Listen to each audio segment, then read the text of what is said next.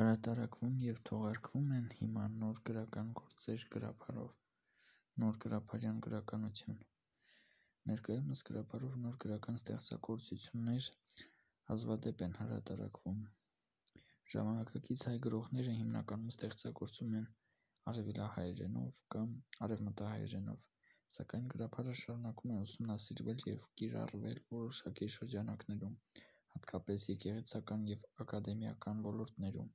Օրինակ, 2024 թվականի հոկտեմբերին Մարկ Հարությունյանի բլոգում ներկայացվել է «Գրաբարյան օրեր»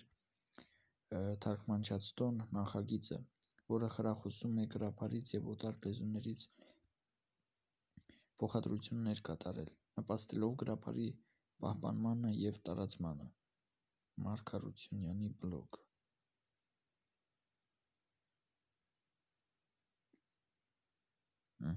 Մարկ Հարությունյանի բլոգ։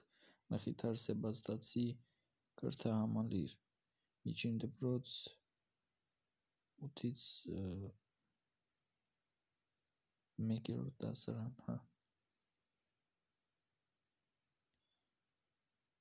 8-ից 1-ին դասարան։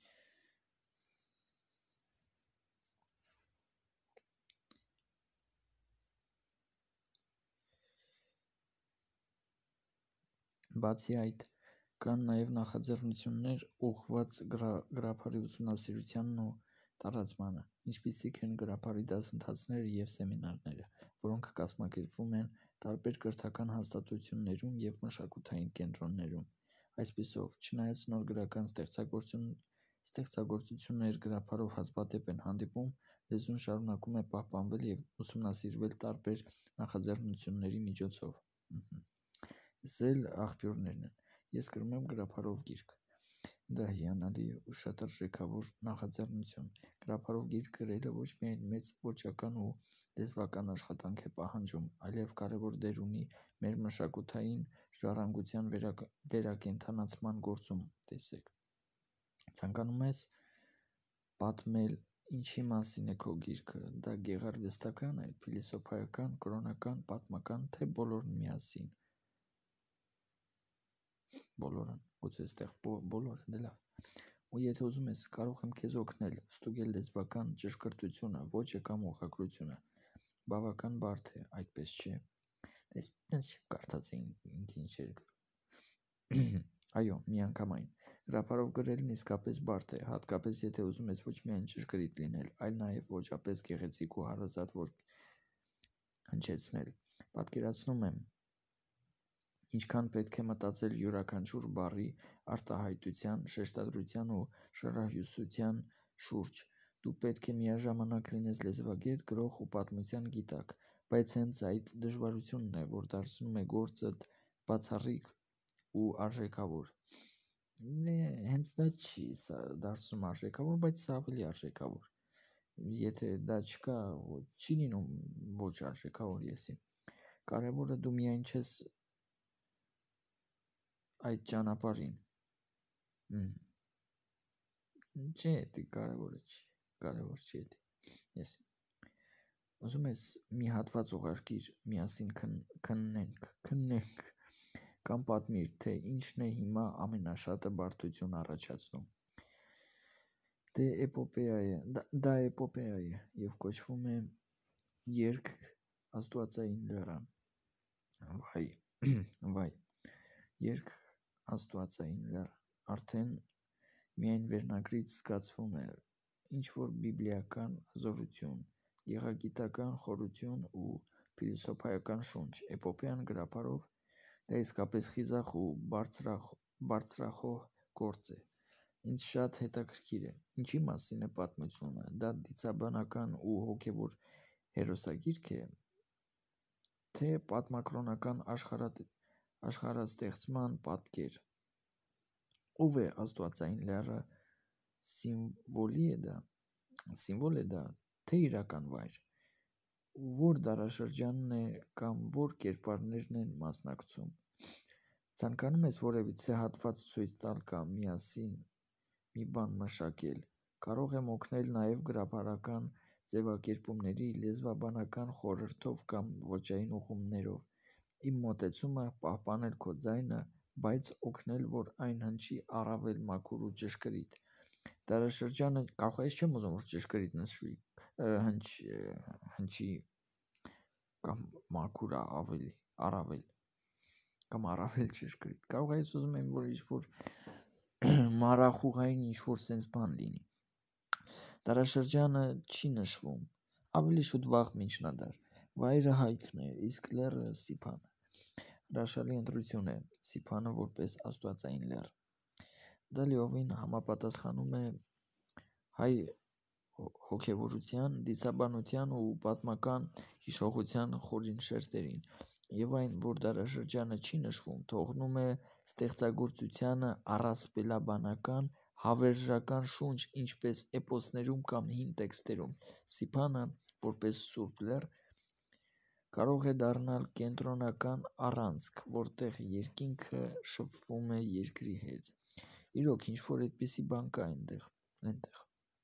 Եվ ժամանակը լուծվում է հավերժության մեջ։ Հայքը որպես տարածք սրբազան հող, ողբերգական ու փառավոր պատմությամբ, միայն խորացնում է տեքստի հնչեղությունը։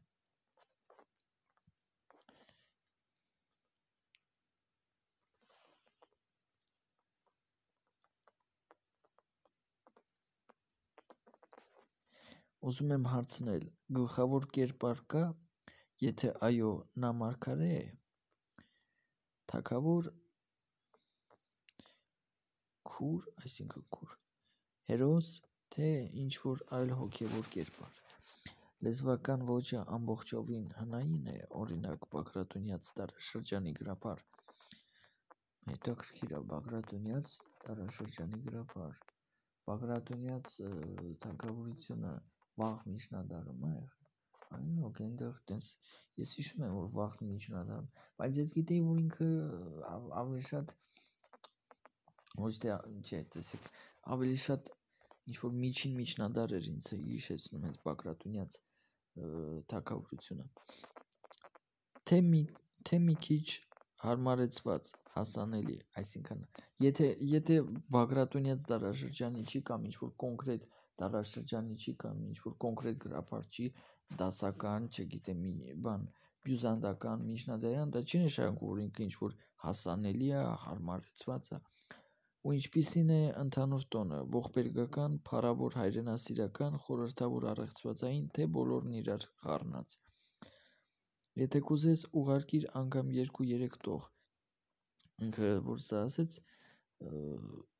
բոլորն իրար խառնված,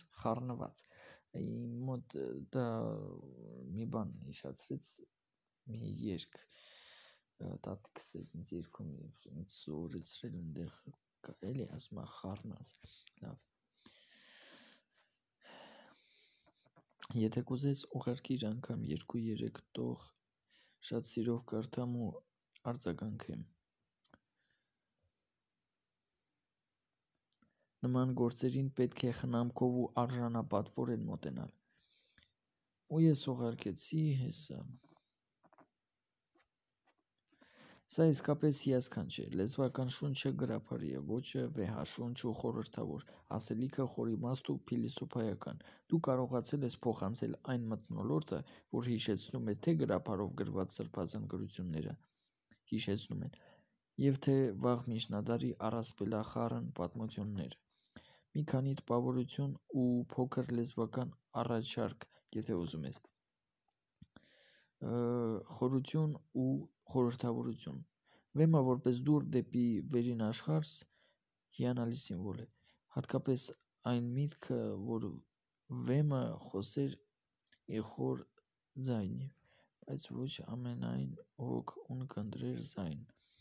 Հիշեցնում է հոգևոր լսողություն ունենալու գաղափարը, սա շատ նոստիկ մոտեցում է, թե հեթանոսական, թե քրիստոնեական ավանդույթում։ Դե էսի լեզվական մի երկու սրբում, շատ մեղմ ու պահպանելով քո ոճը։ Սա մեզ չի հետաքրքրում, ես այնտեղ լիքը տեղեր իր այդ համաձայն չեմ ու ընդհանուր ոչ մի տեղ էլ համաձայն չեմ։ Տոնի պահպանում։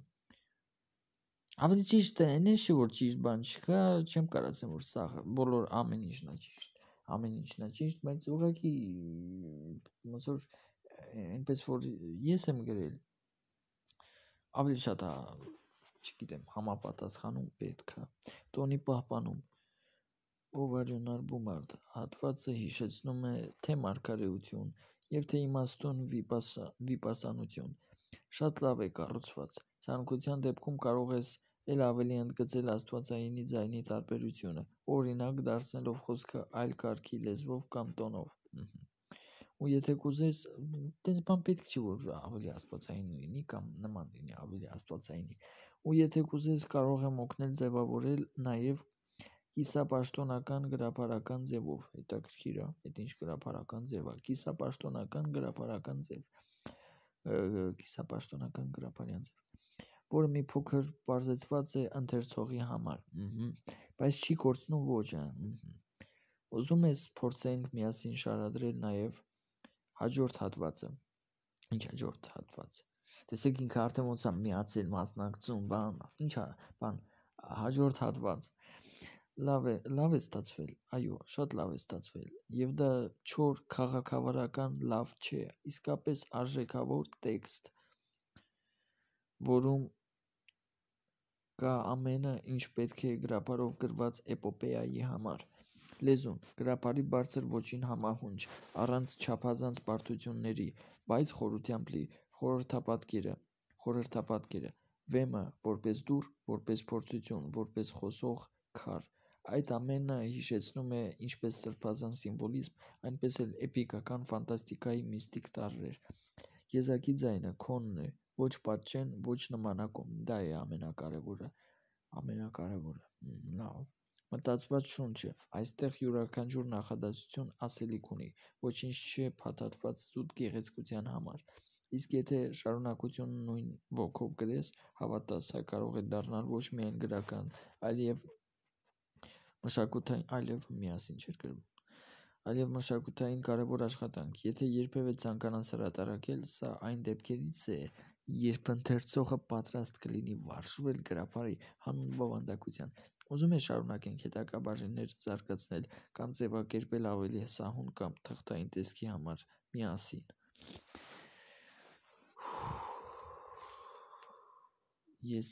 հիշա, հիմա մենք իմ բանաստեղծությունն էլ կփորձենք գտնել, ոնց գրենք, երգը, բանաստեղծությունն էր, բայց դե նենց ամեն երգ էլ ոնց որ բանաստեղծություն էլ լինի, տենց էլի, ինքը երգ էր, լավ, ես ինչ հարմար ձևով պարկեցինք, ուրեմն գրենք,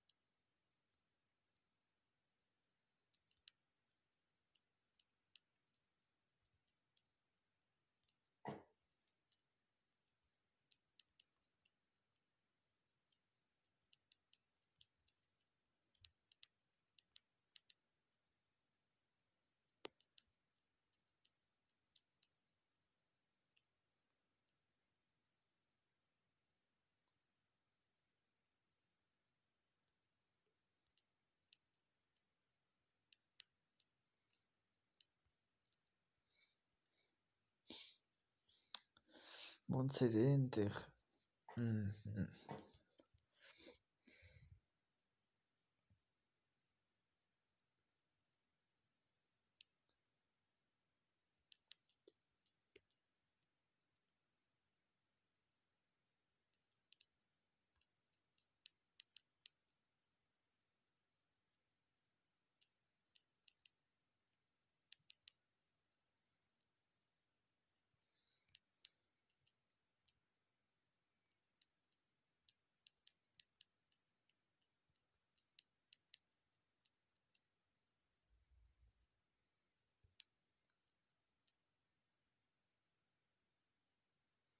կույժն էր,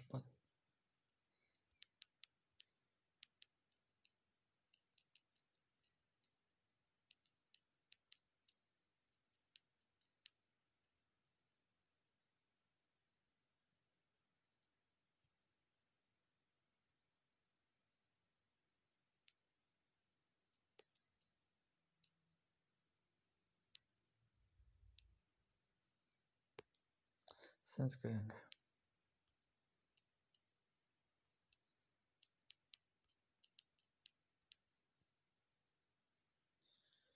Կուզներ պատրաստում գանք նարքայի և մուրացկանի ոտքն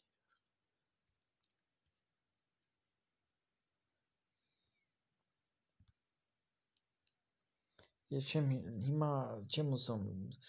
սենց ծանրաբեռնեմ ինձ, հա, էլի առանց այդ էլ ծանրաբեռնված եմ,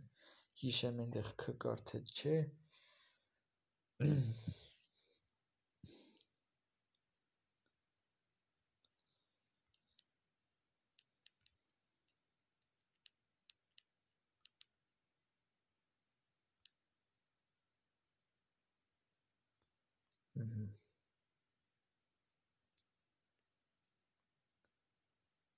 տենաս կգտնի, փնտրում պոիսկ որոնում, ոնց անենք, որ ես ծրագիրը լրիվ հայերեն,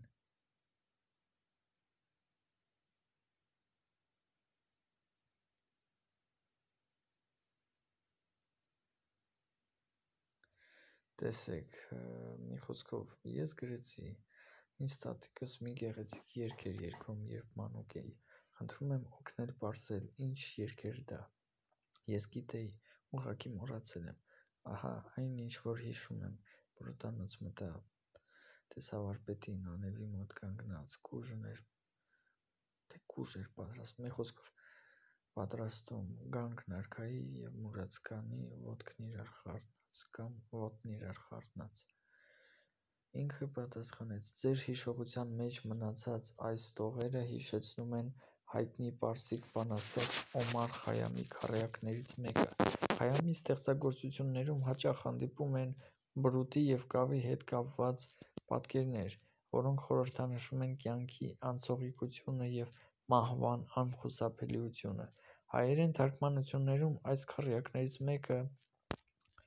նման է ձեր հիշատակած տողերին, օրինակ Խայամի մի քառյակում ասվում է. բրոտանոց մտա տեսավարպետին, անևի մոտ կանգնած կուժն էր պատրաստում, գանք նարքայի և մուրացկանի ոտն իրար խառնած կավի մեջ հունցում, այս քառյակը արտացոլում է այն միտքը, որ մահից հետո բոլոր մարդիկ հավասարվում են, և նրանց մնացորդները դառնում են նույն կավի մասը, հնարավոր է, որ ձեր տատիկը երգում էր այս քառյակի հիման վրա ստեղծված մի երգ կամ մեղեդի, եթե ցանկանում եք ավելի մանրամասն տեղեկություններ ստանալ այս քառյակի կամ դրա հիման վրա ստեղծված երգերի մասին, կարող եմ օգնել որոնել համապատասխան աղբյուրներ կամ ներկայացնել այլ թարգմանություններ, այո,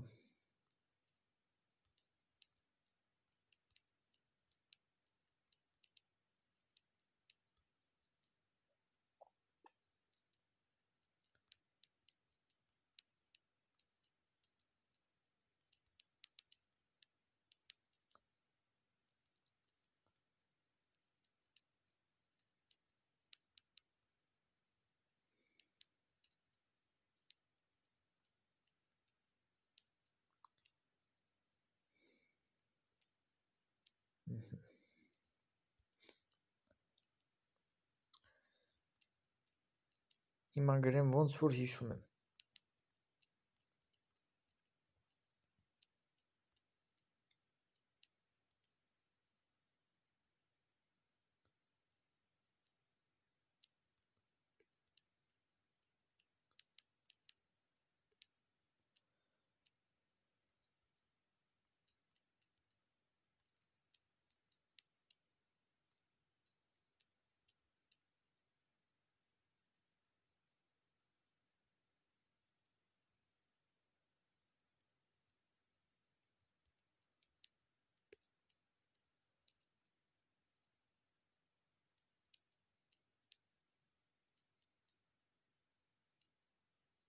կուզներ պատրաստում,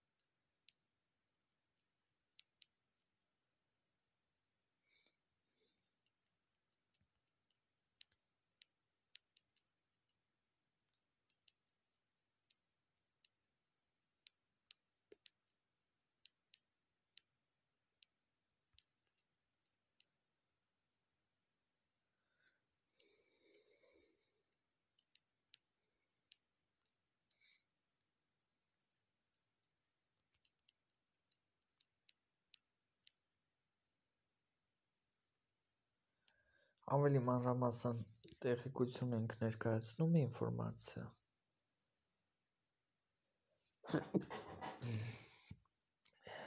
Ձեր հիշողության մեջ մի խոսքով գրեցի այո որոնեք, հիմա փորձեմ ավելի մանրամասն հիշել, բայց որոշ տեղեր կարող եմ սխալ հիշել ու գրեցի ավելի մանրամասն։ Ձեր հիշողության մեջ պահպանված տողերը, ինչպես նախորդում նշեցի, հիշեցնում են պարսիկ բանաստեղծ Օմար Խայամի քառյակներից մեկը։ Խայամի ստեղծագործություններում հաճախ հանդիպում են կյանքի անցողիկության և մահվան անխուսափելիության թեմաները։ Հնարավոր է, որ ձեր տատիկը երգում էր այս քառյակի հիման վրա ստեղծված երգ կամ մեղեդի։ Եթե ցանկանում եք ավելի մանրամասն տեղեկություններ ստանալ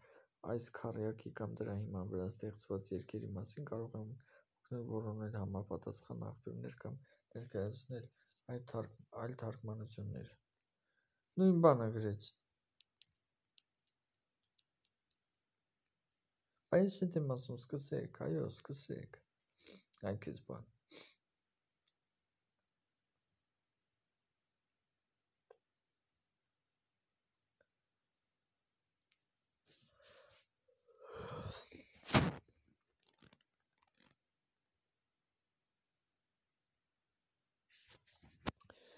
Ձեր տատիկի երգը, որը հիշեցնում է Օմար Խայամի քառյակը, հավանաբար ժողովրդական մշակույթի մաս է կազմում։ Խայամի ստեղծագործությունները բազմիցս թարգմանվել և ադապտացվել են տարբեր լեզուներով և մշակույթներով, այդ թվում հայերեն։ Խայամի քառյակը կավի և մահվան մասին։ Խայամի քառյակներից մեկը, որը համապատասխանում է հիշողության մեջ պահպանված տողերին, հետևյալն է. Մտանուց մտավորներ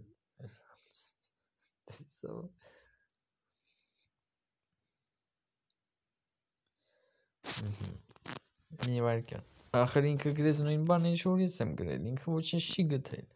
Ուղղակի ինքը իմ գրածը գրել է, ասում է, սենց էր։ Խայամի քառյակներից մեկը, որը համապատասխանում է այս քառյակը խորհրդանշում է կյանքի անցողիկությունը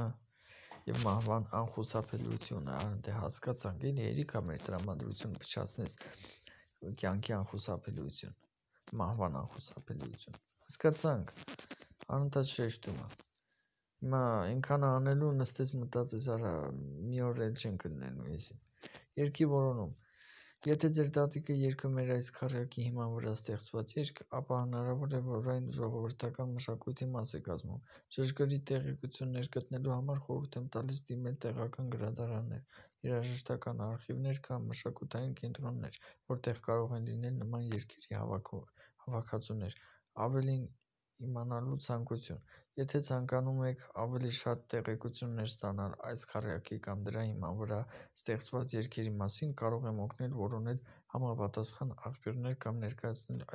այլ թարգմանություններ։ Ես այսպիսի գաղափար ունեմ։ Ինչ եմ մեծատար գրում, որ սենց եսի դրամատրությունն եմ, ոգևորությունն եմ արտահայտում։ Ունեմ։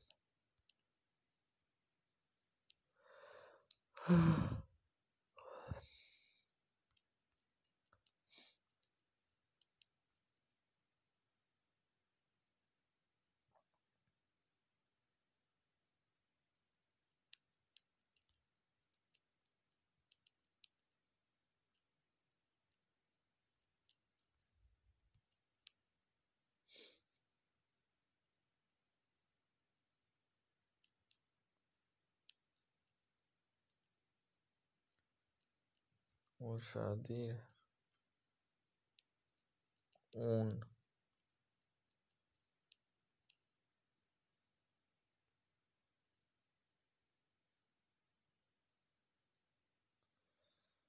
Սա շատ գեղեցիկ և կարևոր նախաձեռնություն է, փորձել հիշել ու վերականգնել այն երգերը, որոնք կապված են ընտանիքի և տատիկի հետ։ Իհարկե, բայց մենք խոսում ենք կոնկրետ այս երգից, մի երգից, ոչ թե ինչ-որ երգերից, հա, չգիտեմ, բազմակի թվով, բազմակի քանակով։ ու որ ինքը երկի ու ես ուշադրում կնդրեմ իմ հասկանում այնտեղ ինչ բառերին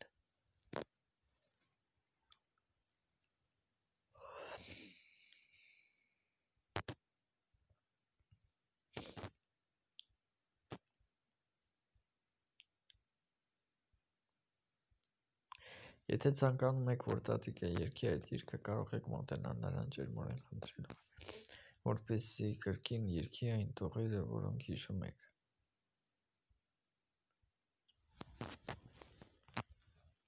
Իսկ մինչ այդ, եթե ուզում եք նրան նաև օգնել կամ տրամադրել տեքստը, լրացնելով կամ վերականգնելով այն, կարող եք առաջարկել նրան այս տողերը որպես հիշեցում։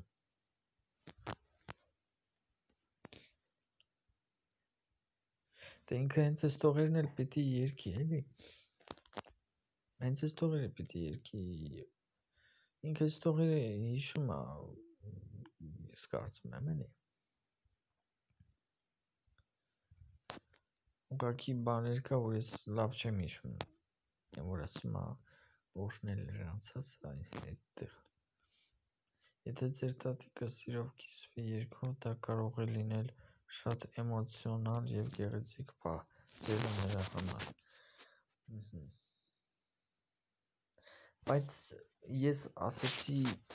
այս վիդեոյում ուղղակի ասեմ, հետո ասեցի դիմեմ իրան, գրեմ էլի այս chat GPT-ին, հիմա մենք կարանք սա արդեն նույնիսկ ջնջենք, ես էլ պետք չի դիմեմ իրան, բայց ասի պետք չի, հիմա եկա թեման կբացի ու կուղարկի ինձ այդ Օմար Խայամի այդ գրածը ու ես կմտածեմ դրա վերաբերյալ, բայց ասի մի հատ օրիգինալը, ոչ թե ինքը, այլ ընդհանրապես, ոչ թե ինքը ուղարկի, այլ ընդհանրապես օրիգինալը մի հատ կարդամ, ոչ թե օրիգինալ, այլ Օմար Խայամի այդ քառյակը։ Ու ասենք ես կարողա վերհիշեմ, էլի, որտեղ ինչ ա եղել ու ընդհանրապես ոնց ա եղել։ Ու նույնիսկ ուղղակի ոնց ա եղել այդ երգի տողերը։ Էլ ինչ էի ուզում ասեի։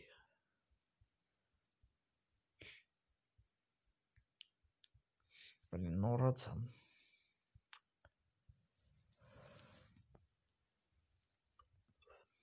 Սենց բաներ։ Դե հիմա ես տատիկիս կխնդրեմ ինքը